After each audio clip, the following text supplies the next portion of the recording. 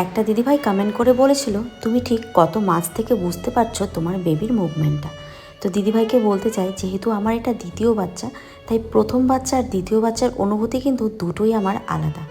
শুভ সকাল বন্ধুরা, সবাই কেমন আছো? আশা করি ভালো আছো, সুস্থ আছো। সকাল সকাল বড়মশাই কাপড় ধুয়ে দিল, এক গাদা কাপড়। তো সেই কাপড়গুলো ও ধুয়েছে, আমি এদিকে রান্না বসিয়ে দিয়েছি। আজকে জানো তো, টক ডাল, শুটকি মাছ, তার সাথে একটু চচ্চড়ি বানাবো। আচ্ছা, এবারে বলি, কত মাস থেকে আমি আমার সেকেন্ড বেবির নড়াচড়া বুঝতে পারছি। তোমরা বললে হয়তো বিশ্বাস করবে না, নাকি বিশ্বাস করবে সেটাই বুঝতে পারছি না, কারণ সবার কিন্তু সমান হয় না অনুভূতিটা। আমার অনুভূতি হয়েছিল 4.5 মাস থেকে।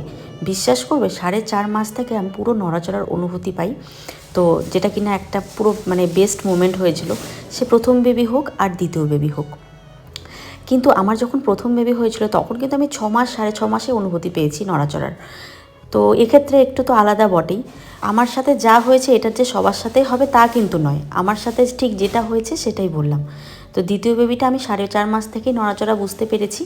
তো দেখো, আজকে শুটকি মাছ দেখে পুরো লোভ লেগে গেছে। তো বরকে একটু খাইয়ে দিলাম, ও বলছে দারুণ হয়েছে। সাথে আমার ছেলেও কিন্তু ভালো ফিডব্যাক দিয়েছে।